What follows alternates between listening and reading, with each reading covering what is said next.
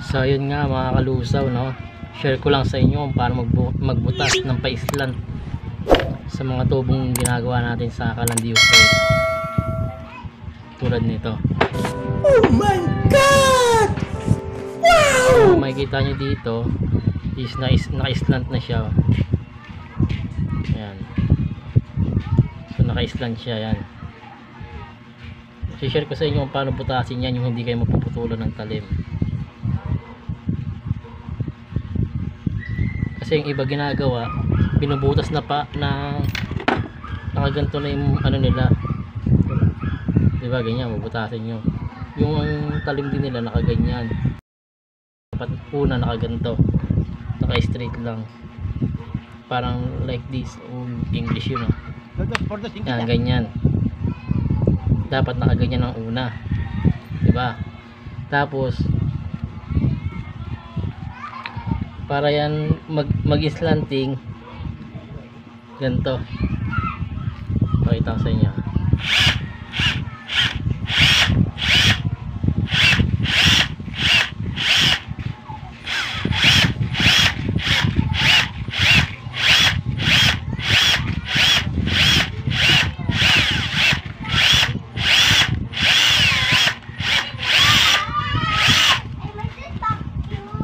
So yun, na-slant na siya.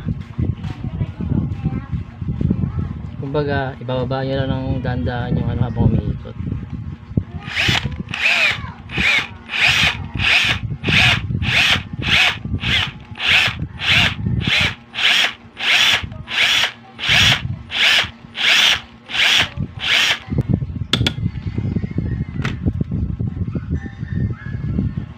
So yun, ganun lang.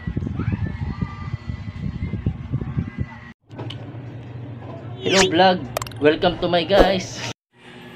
Magandang araw mga kalusaw. So andito na naman nga tayo para mag-demo sa inyo ng Lifetime Kalandiyo Oil double burner na naman ang ating ginawa na naman mga kalusaw. So eto, i-explain ko lang sa inyo bawat details niya. So nandito tayo sa double burner nga para mas mabilis makaluto, kasi nga pwedeng dalawang ang isa lang. So yan, medyo mahaba rin ang ating langisan. Ito, tapos nilakayan ko rin yung takip para mamonitor nila kung gaano nakarami yung langis na nawawala or mabantayan nila yung langis. Kaya ganyan kalaki yung butas na ginawa ko. So ayan, ganyan. Tapos medyo itinaas ko yung langisan niya para malayo siya dun sa apoy na ng double burner natin na chamber. Ito, ayan. So, ganoon ang mga sistema na nangyari. So, mamaya, sindihan natin yan. Papakita natin yung performance niya. So, ito yung gilid niya, ito yung likod. So, di tanggal yung ano niya yan, yung sa blower niya. Para pag single, pwede. So, ito yung lagayan ng langis. Medyo nilakayan din natin para safe. Itinalikod natin doon lahat para talagang mas okay. So mamaya sisindihan na natin ito. Papakita ko sa inyo yung performance ng kalan na ginawa natin. So ayun lang lahat mga kalusaw. Ito yung bago nating Lifetime Kalandiyo Oil na double burner. So yun, may ano rin to. Ayan, bali removable din. So ganito lang kaliit yung nozzle nya. Alright mga kalusaw, yan. Ayan, maliit lang siya.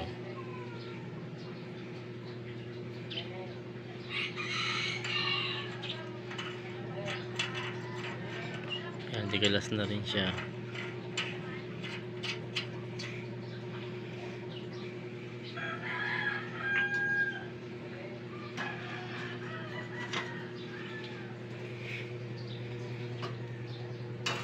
Ganoon din dito sa kabila, ang matigas,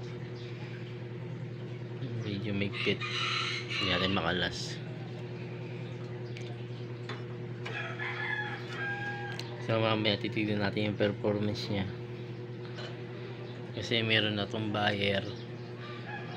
So bago natin siya ibigay o pick upin, Papakita ko sa inyo yung performance ng overall ng kalan na ito. Ayun, i-share ko lang yung ano niya, yung kalidad ng kalan na to. So nasa double burner ulit tayo.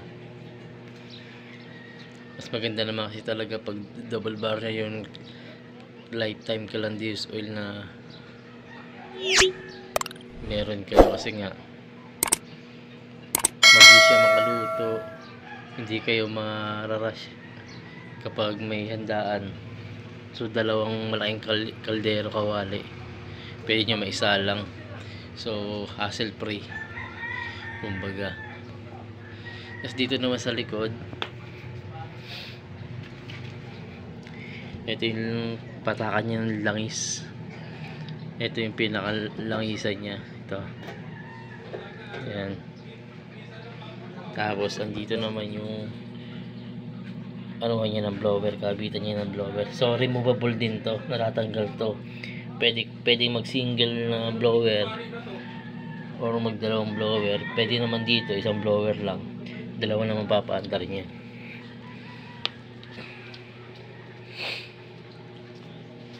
So mamaya testing natin yung performance ng kalan na to.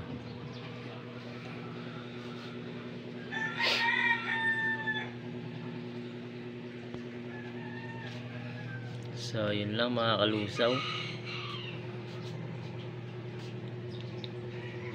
Yung ano pala natin, yung nozzle pala natin, ano lang 24 lang ito, 24 holes.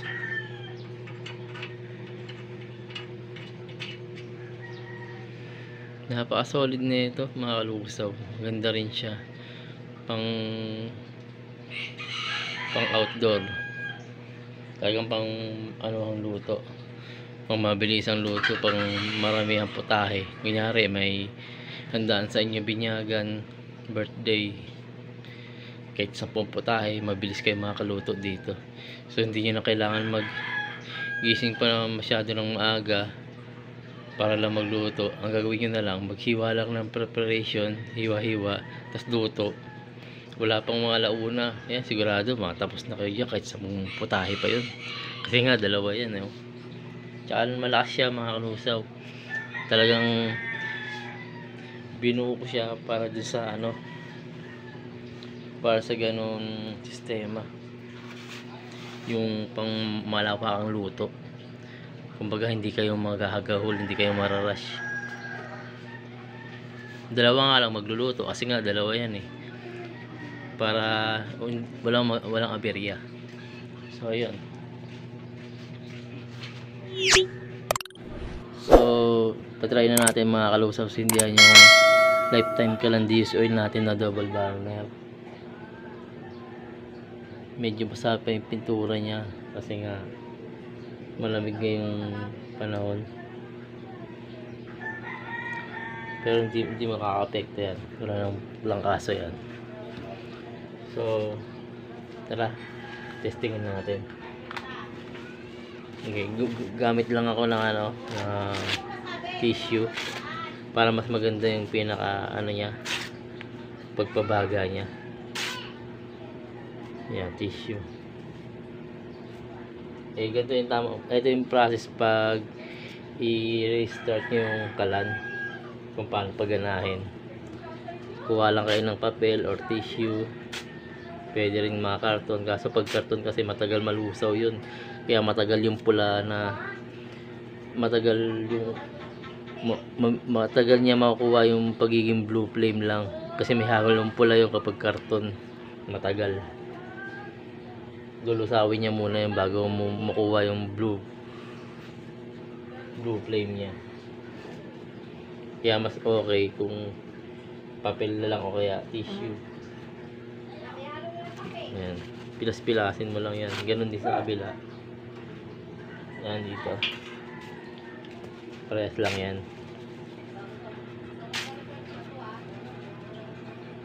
Ayan.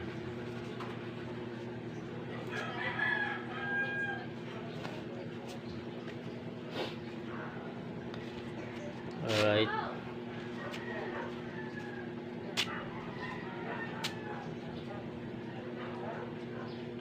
Ayan, hindi ako madalas makapag-post ng video gawa ng mayroon kasi akong trabaho, so hindi ko siya mapagsabay-sabay na ano,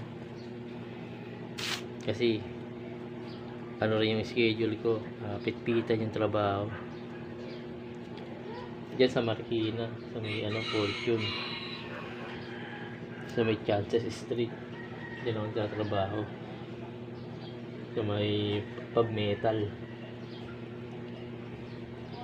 So yun nga, lagyan na natin ng mga pinilas natin na tissue. Ngayon naman lalagyan natin ng used oil, yung pinag-change oilan ko to ng motor.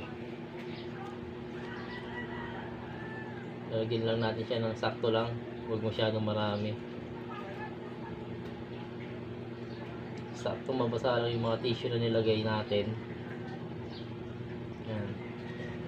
Mabasa lang yung tissue na nilagay natin, okay na yun. Alright, so ayan mga kalusaw,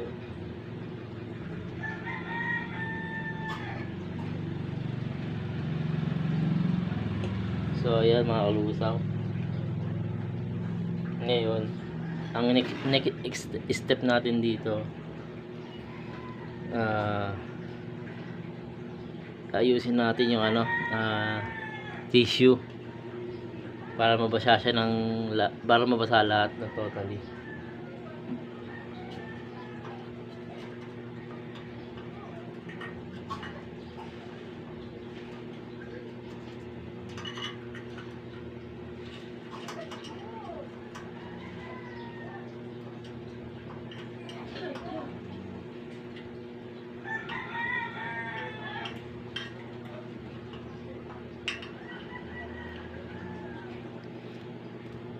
So ayan, ano na natin, i-ano natin, lapit natin para kita nyo. Ayan mga kalusaw, meron na.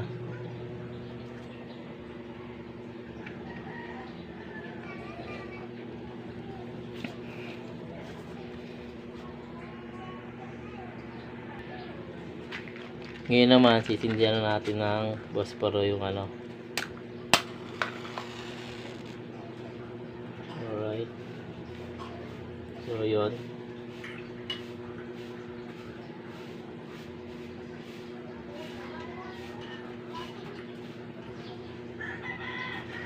ayan, tapanin na natin yung apoy sa loob, tapos sa kabila ganun din, lalagyan din natin apoy.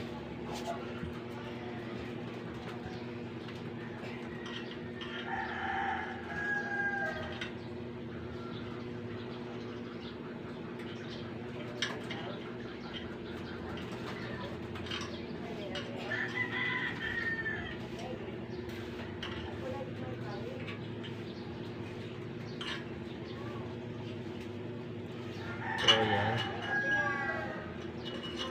ayusin na natin yung pinakabaga niya para mabilis kumalat sa loob ng chamber.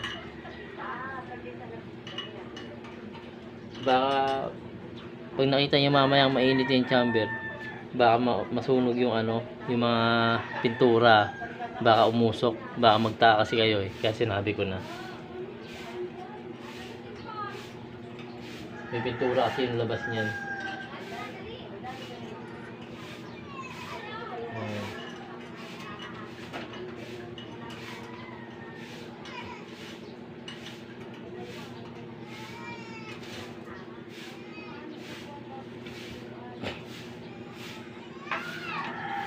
Balik natin to. Dito pala to.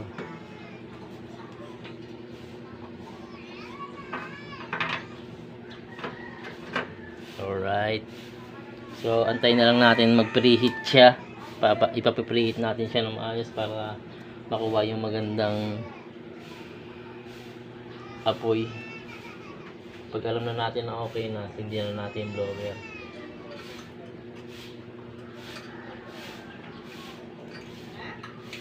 Hindi na natin to tetestingin kasi para mano nang bibili yung pagkabago.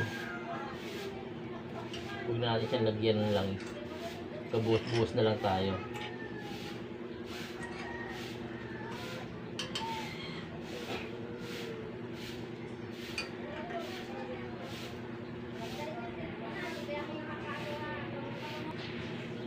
So ayan mga kalusaw, medyo okay na yung ano niya, preheat niya. Try na natin sindihan yung blower. Wait lang. Ayan na natin to. Ayos lang muna natin yung apoy.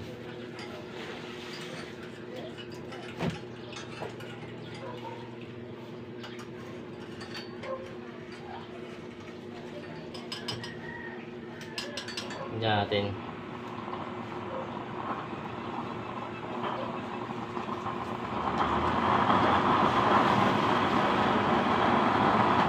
So ayun siya mga kalusaw. Ganyan siya kalakas. May nakikita kayong pula-pula kasi nga dahil dito sa nilagay natin tissue. Pero sa loob okay yan, kulay blue yan. Ayan o.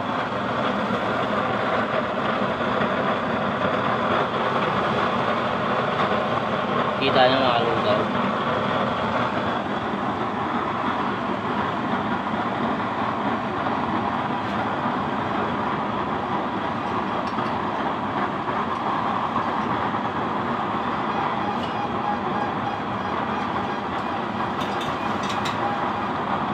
Kailangan natin na may tubig.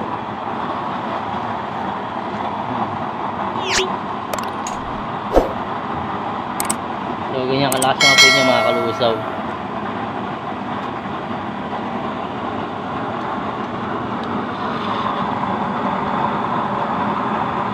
Ayan.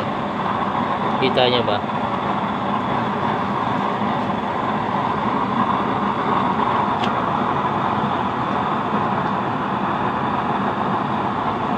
Ayan yung apoy niya.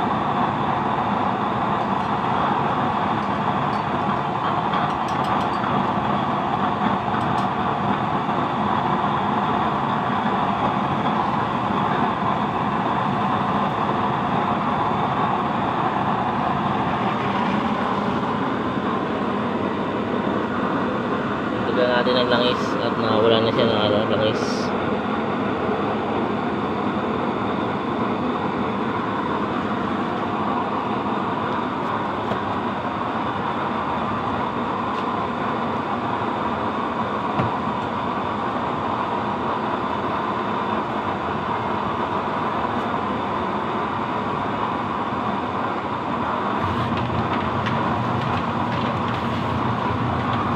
Ganun din yan mga kalusaw, kapag marami siyang langis sa loob, lalakas ulit yung apoy niya.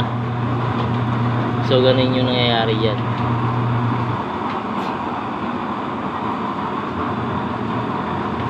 So ganyan kataas yung apoy niya. Ayan, mataas, malakas.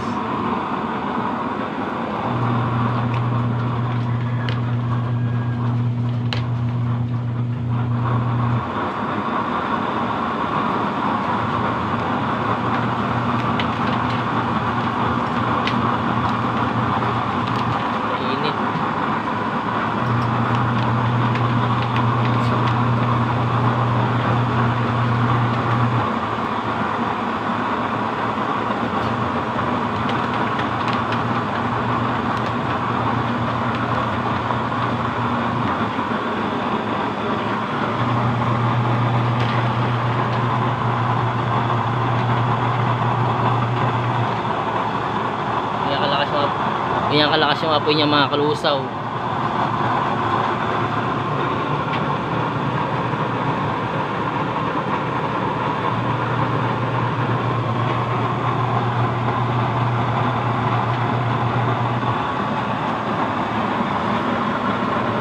So pwede ito pang handaan talaga. Handaan, binyagan, mga okasyon. Talagang magagamit ito ng the best.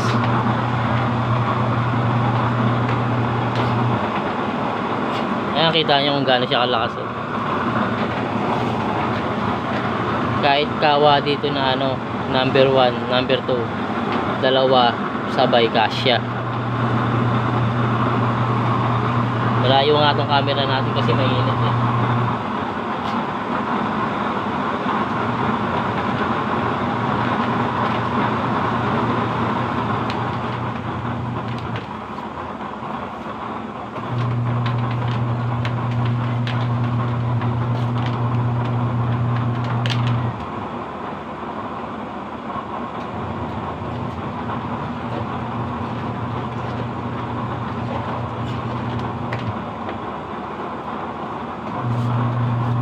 So ayan, may kumukulo na yung mainit natin, 'di ba? Saglit lang.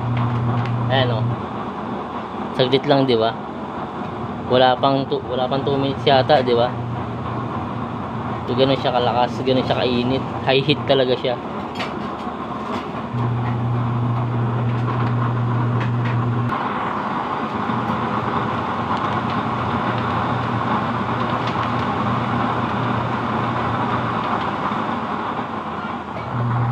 Wait lang, tatanggalin ko lang yung mainit. So yun nga mga kalusaw, napakita na natin yung performance ng kalan natin. So ito na.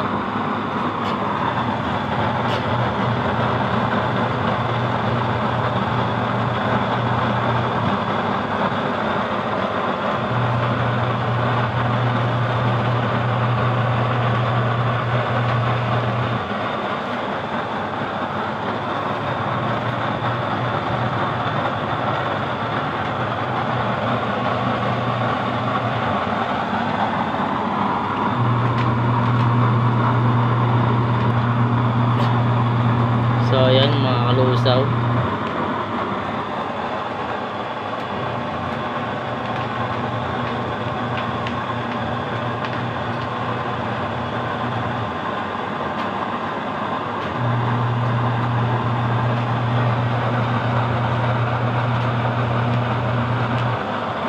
Double burner Calandius oil.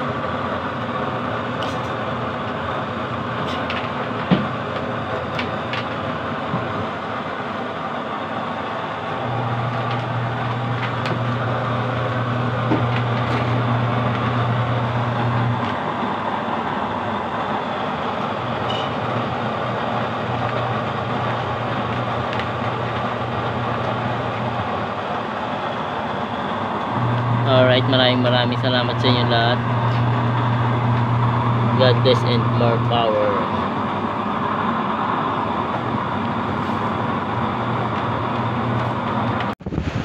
Shoutout mga kalusaw.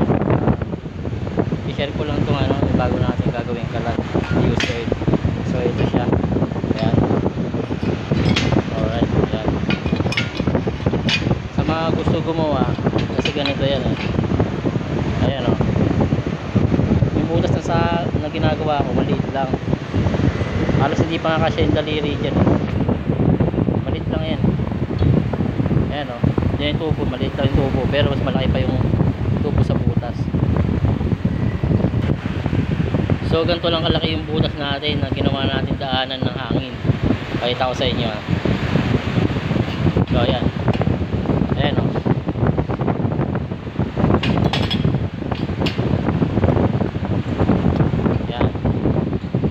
Kita nyo ba?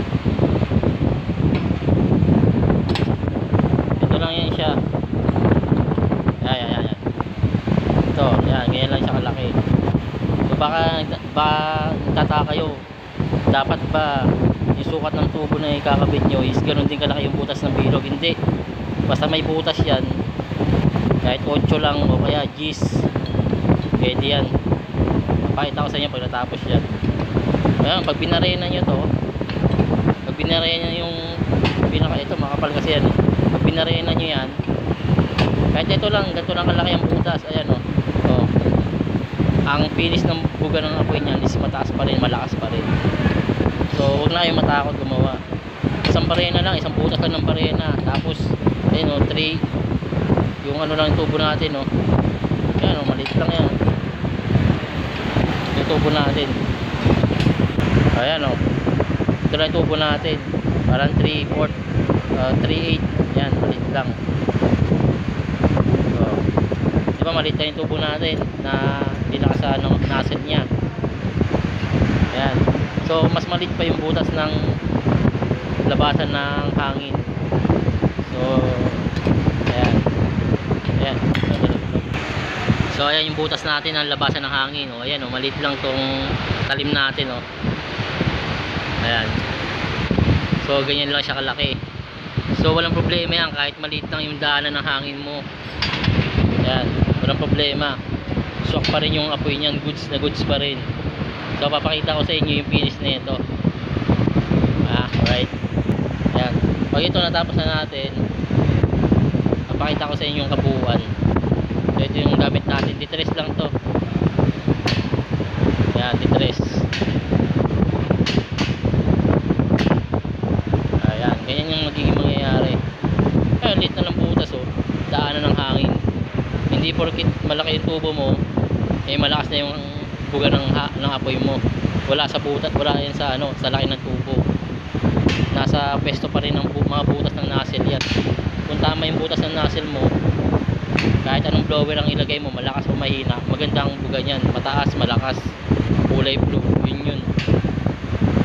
Shinare ko lang para alam, yung mga gustong gumawa, hindi kayo mahirapan, hindi kayo mawalan ng tiwala sa sarili. Yun lang yung purpose ko. Kaya maliit lang yung butas niya, no? So, yun lang yung butas, ayan, no? Maliit lang. So wala sa butas yan. Kung malaki ba, kung dapat ba malaki, dapat ba yung tubo mo malaki. Kaya 3/8 lang yung tubo natin, no? Maliit lang yung tubo natin. Ito uno to, yan nakakabit niya yan, uno yan. So dapat ba yung butas ng daanan ng hangin is kasing laki din ng uno? Hindi. Ito 8 lang to, 8 lang yung butas na to. So yun lang, sinyer ko lang. Pagtapos nitong video na to, ipapakita natin sa inyo na pwede yung ganung butas.